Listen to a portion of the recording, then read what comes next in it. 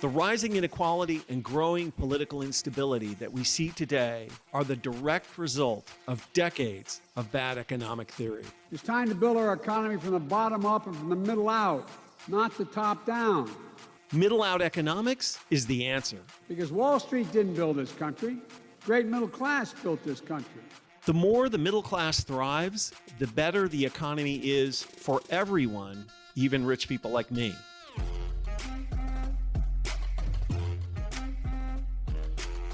This is Pitchfork Economics with Nick Hanauer, a podcast about how to build the economy from the middle out. Welcome to the show.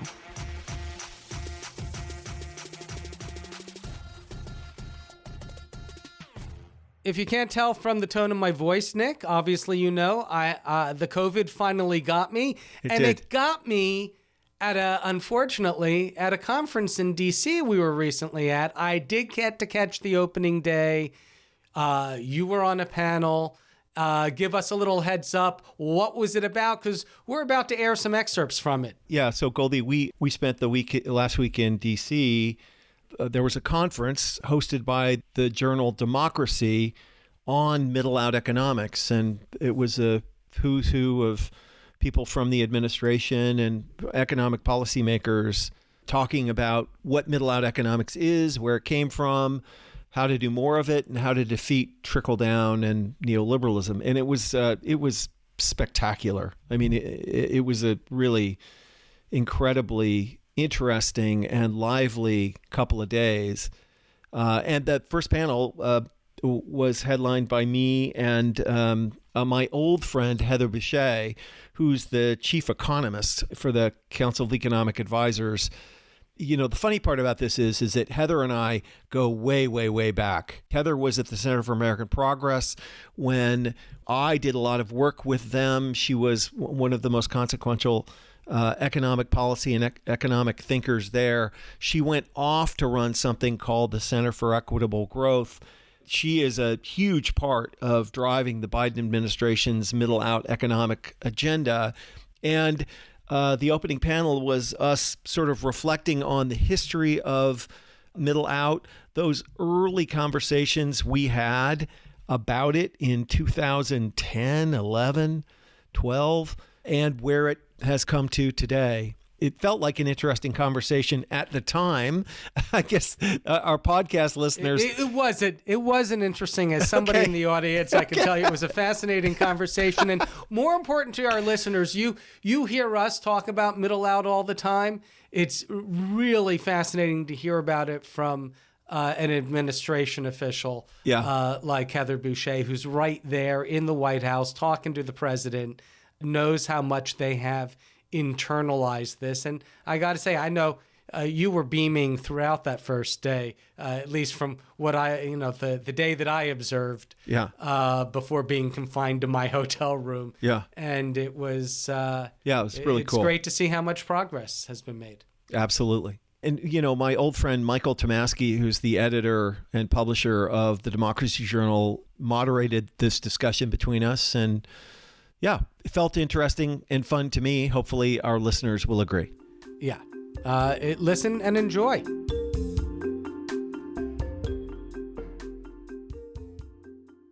You know Nick. I've spoken of Nick. I introduced Nick earlier, but let's welcome again to the stage Nick Hanauer. You should listen to Pitchfork Economics, Nick's podcast that you do with who? David Goldstein. Goldie, who's here somewhere. Right over there. Yay, Goldie! By the way, I should have mentioned this in my introductory remarks, but all the proceedings here will be on the record. Some of you out there are going to be on panels, so you should know this. Everything's going to be on the record. And some things may be picked up if you're lucky and if you say it just the right way for Pitchfork Economics. So everyone should know that. I need not introduce the amazing Heather Boushey of the Council of Economics. So grateful that you joined us tonight. So happy to be here. Yeah, and your enthusiasm for this project for all these weeks has been really appreciated.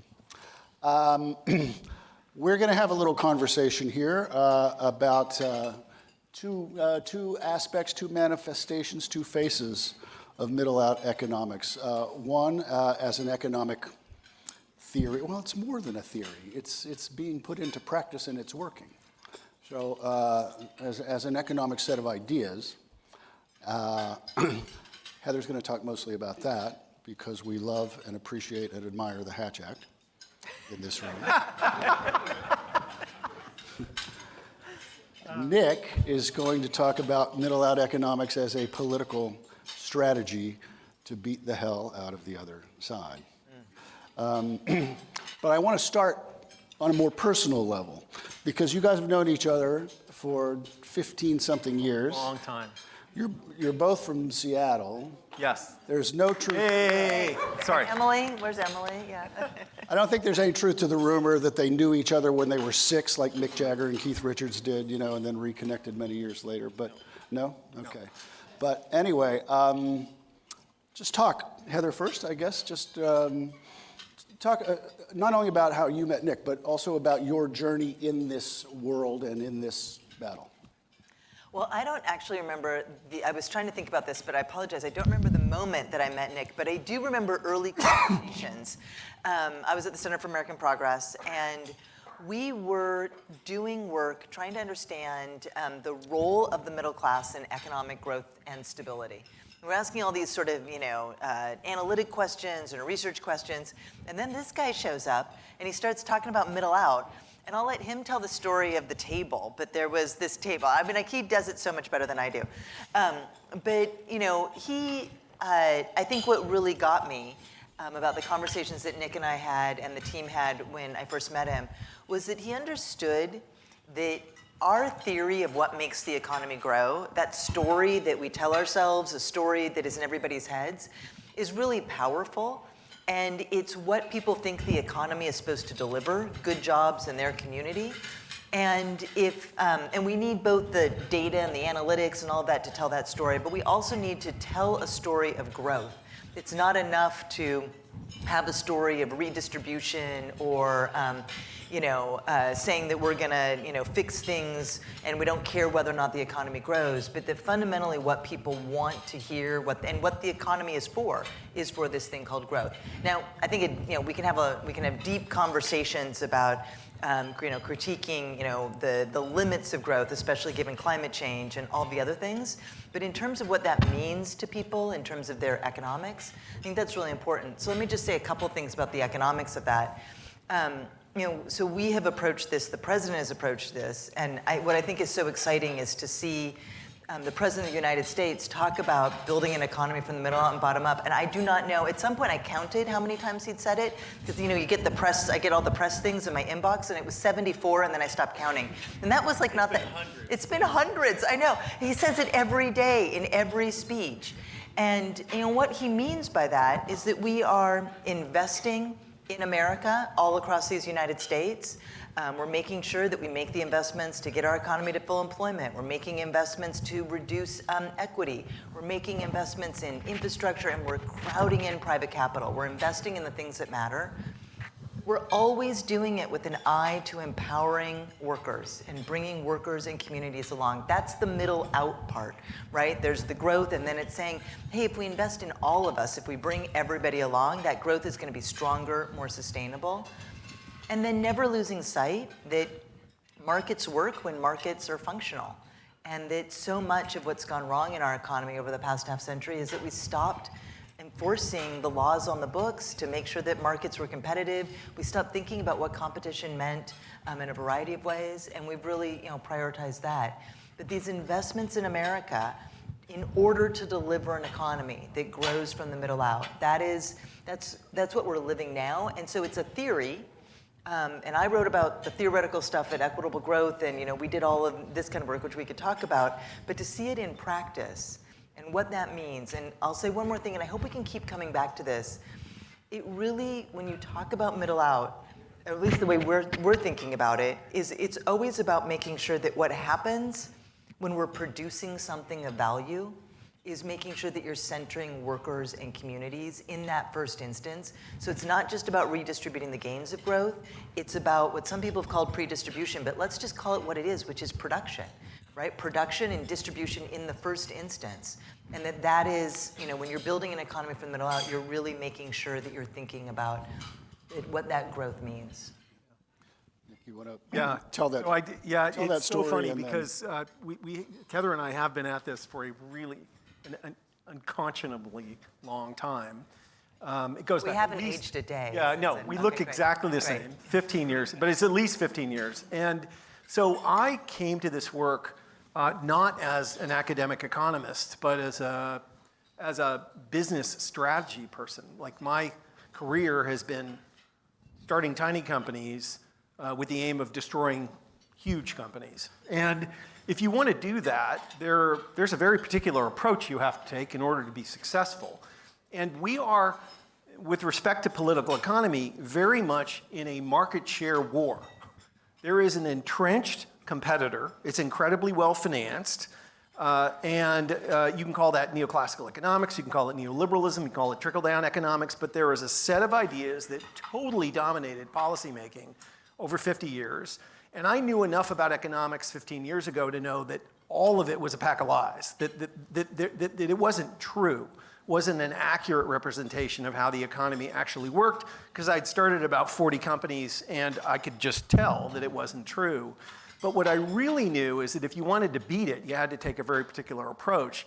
And that meant both tearing down what they said and believed, but equally creating an alternative that people could understand. Because saying, this is so important to remember, saying their product sucks is not a strategy for winning. It's a way to lose slower, potentially, but you cannot win doing that. You have to be able to say, their thing sucks, and ours is great, and here's why. And so you had to frame the choice as a choice. This is table stakes in any competitive endeavor. And we, on our side, we had definitely not done that, right? Definitely not done that. Because for 50 years, they said growth, and we said fairness. Mm-hmm. And if you look at the polling by a margin of almost 2-to-1, people want growth more than fairness for fairly obvious reasons. So the worst part of that is that not only did we lose those contests by 2-to-1, we spent 50 years ratifying their theory of growth, basically explaining to everyone who was listening that they knew about growth and we didn't. And so the high order bit is you have to own growth. You cannot win unless you win growth. And as Heather said, there's problems with growth that we could talk about a lot. But the thing about growth in the English language is it is code for there's something in it for all of us. Because progressive policies are targeted.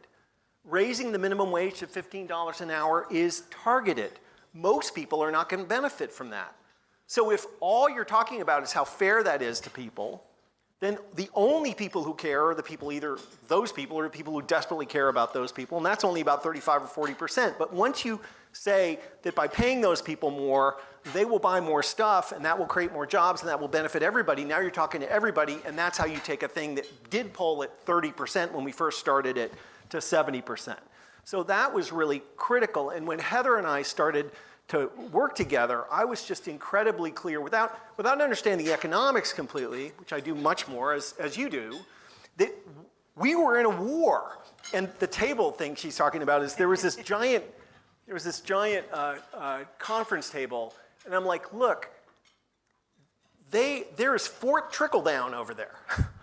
And Fort Trickle-Down is comprised of a bunch of ideas, like raising wages kills jobs, and tax cuts for the rich create growth, and deregulation benefits everybody, and all this stuff. And our job is to destroy Fort Trickle-Down and replace it with something else, which is where we are today. And, hats off to these folks for making it all happen.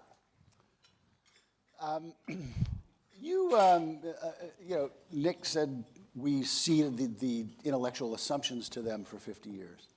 But a lot of that work was undone by you and by people like you, economists like you, since the meltdown or before. You wrote a great piece in Democracy Journal about 5 years ago about that.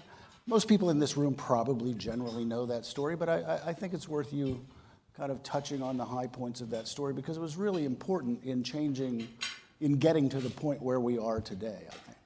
Well, I think that one of the challenges with where economics has been, and I'm going to use the past tense, although there are people that would, I'm sure, disagree with me, but we're going to set them aside for a moment. I don't know if any of them are in the room. We can talk later.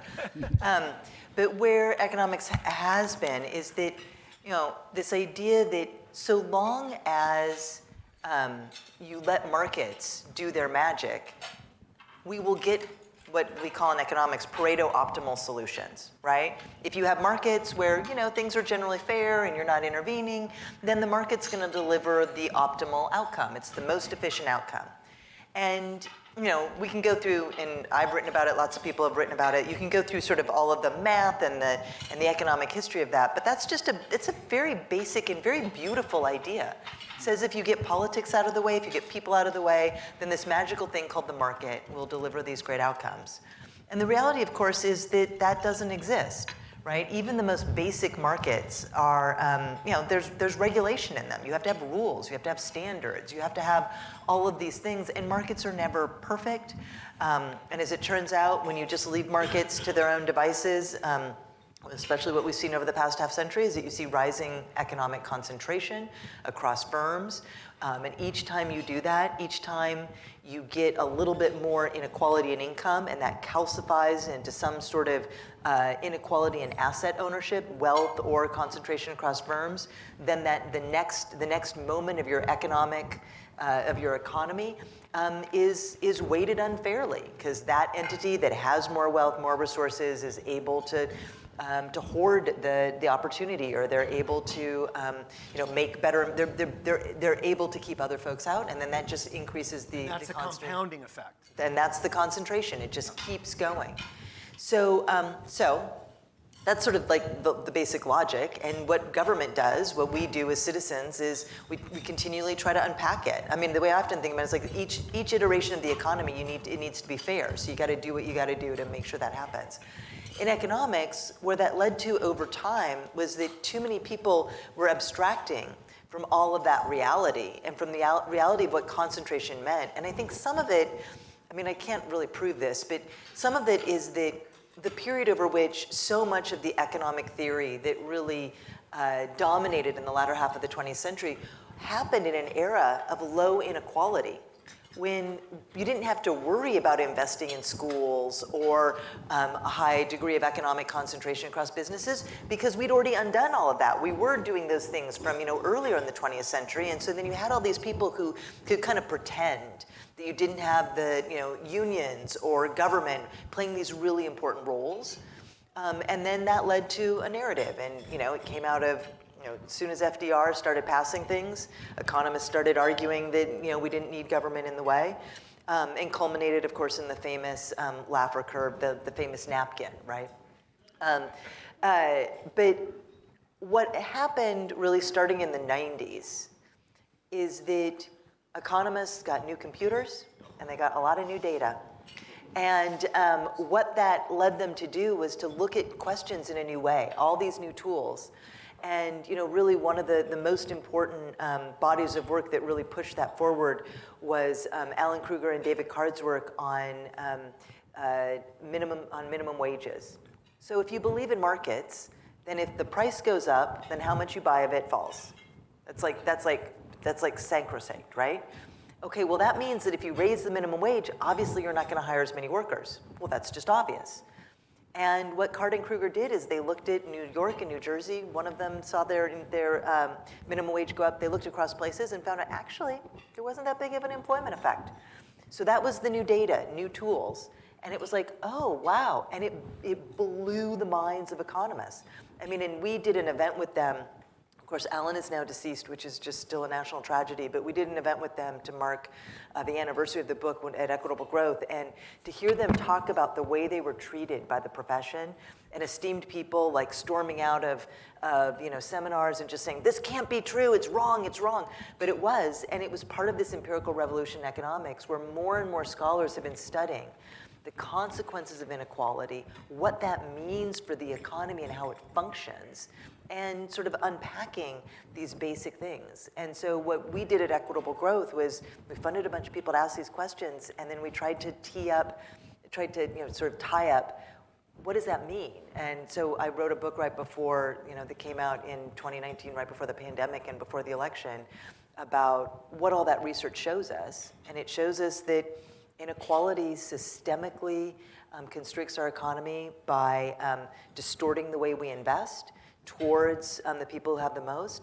It obstructs opportunity, leads to opportunity hoarding and a whole bunch of other things. And it subverts the institutions that manage the market. And you can see that body of work. I mean, these ideas from hundreds upon hundreds of scholars, you can see those in the policy work that we've been able to do, because we're like, no, it wasn't that magical market. Markets are wonderful. They deliver great things, but they're crafted by humans.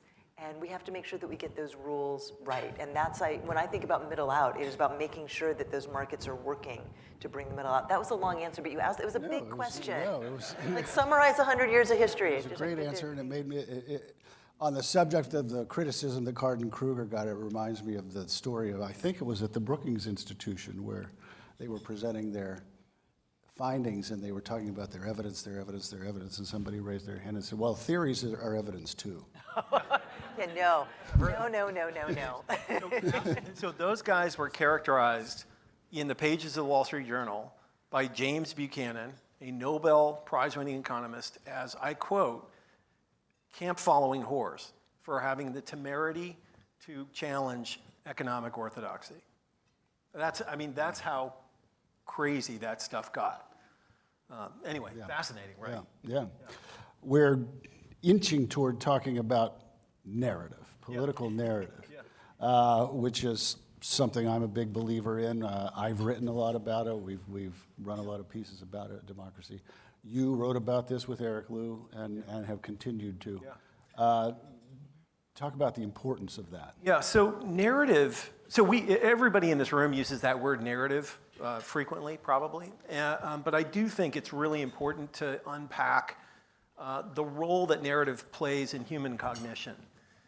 Because understanding it at that level, I think is very interesting. So, the human brain is an evolutionary adaptation that is largely designed to assess cause and effect. That's what brains do. Is if this, then that. And narratives are a way that humans have found to make cognitive shortcuts. It's how you know that you shouldn't jump off a building without having to learn physics. And so economic narratives are incredibly consequential to human societies because they situate people within the society and explain to them how things work in that society. And we have always, since the Code of Hammurabi, we have had economic narratives. And they are insanely important. And what's, I think, most consequential for folks like this to understand is that they trump facts. Narrative trumps facts. So if you believe the narrative that raising the minimum wage kills jobs, you operate in the world in a very particular way. And if you believe that narrative, even if you see evidence that it's not true, that evidence will bounce off your brain. And so, this is a very sophisticated group who reads, fancy political journals and things like that. But for most people, they're not reading Kruger and Card. They're absorbing economics as stories. And so the idea that if you make rich people richer, that it will trickle down. If you embed that in people's heads, then all of the evidence which does not fit that narrative will bounce off their brains. And that is why this narrative, that's why this middle out thing isn't just an alliteration. We are retraining humans how to see economic cause and effect. Again, because if you believe that a thriving middle class is the consequence of economic growth, then you will operate in a very particular way. If you believe that, as we do, this is the whole point of middle out, that a thriving middle class is the cause of economic growth, you will behave in a fundamentally different way. And so for us to win the long-term policy fights, we have to win the narrative war. Policy is tactics, narrative is strategy. Policy tells you what to do, but narrative tells you why you're going to do it. And if people don't understand why you're doing something, then when you do it, it makes no sense to them, right? So this narrative is so important. It is so, and we are in a 50-year hole. For 50 years, we have let the other side tell people about economic cause and effect. Not all of us, but most of us. And so we have a lot of work to do to retrain people to see the economy in a fundamentally different way. And that's why narrative is so important. It's not this sort of extra thing that we do when we can. Progressives are wonks. We love our policies, but telling people what we want to do without telling them why we want to do it, it will not work. You got to get it the other way around, or at least do them both at the same time. Heather, I'm sure everybody wants to know something about what your day is like, what it's like to try to do what you and your colleagues are doing, because you're trying to turn the Titanic around, in historical terms.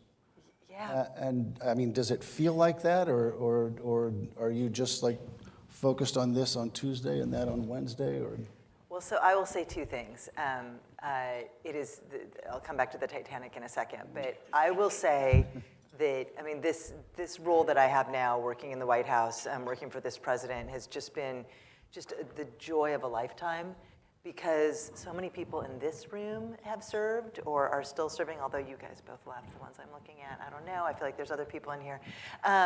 So many people from this community and from this work have participated in this administration. And so it has not felt like we were pushing against the Titanic internally. It has felt like people came in understanding that this is what we needed to do.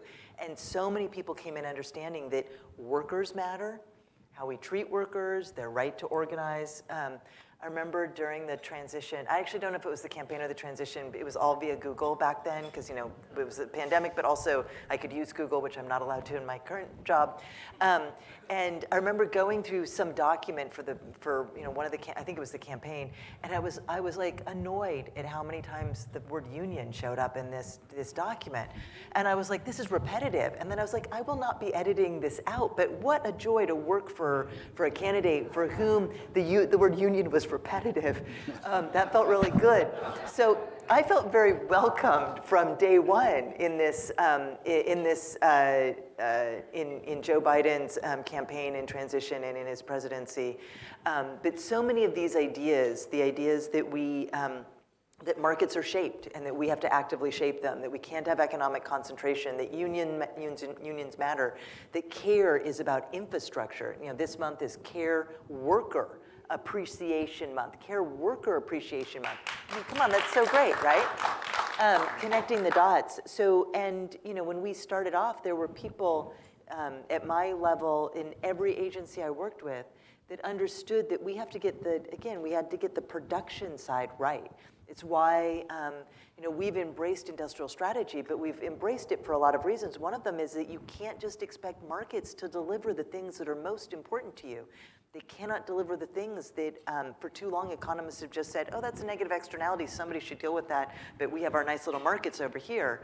But when it comes to clean energy, when it comes to care, when it comes to technologies that are too expensive for any one firm to do on their own, you need government to intervene in those industries. And whenever you engage, you need to make sure that you're creating the kinds of industries that are going to benefit this country.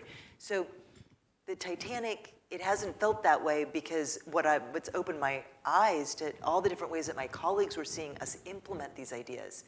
So in my mind, it was a theory, right, because I'm the economist. And then my colleagues were like, well, this is how we're going to implement it. I was like, oh my God, that's so cool. You're right. Great. Like, okay, that's so awesome to see. I will say that on the outside, where I feel the Titanic, where things are so hard, is that what we're doing here is paradigm change, right? Let's be clear.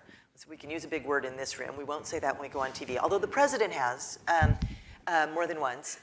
But that isn't just one thing. That's like a million little paradigms that have to change. It's a million little narratives in everybody's area of expertise where you're torquing their perspective, and that is hard. And then because it's not government giving you something, but it's government empowering the economy to grow from the middle out, how do people know what we're doing? And that's, I think, what we're up against. And also, the forces outside that do not want to believe that production matters, that jobs matter, are so well organized. And our forces have just been, winnowed down in many ways. So I think it's telling that story and being able, we can't tell the story up here at the 60,000 foot level, or even the 30,000 foot. We have to tell the reality of all of those different changes, what those mean in communities all across the country, so that those people will see that in their life, and then they will be open to the larger narrative change. It doesn't start here, it starts, so we have to have a bottom-up telling the story, which is what we're trying to do in the administration right now, and that is, it's time-consuming. And we need your help. Yes. Yeah.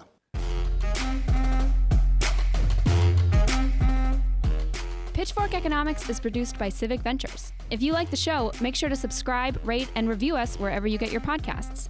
Find us on Twitter and Facebook at Civic Action and Nick Hanauer. Follow our writing on Medium at Civic Skunkworks, and peek behind the podcast scenes on Instagram at Pitchfork Economics. As always, from our team at Civic Ventures, thanks for listening. See you next week.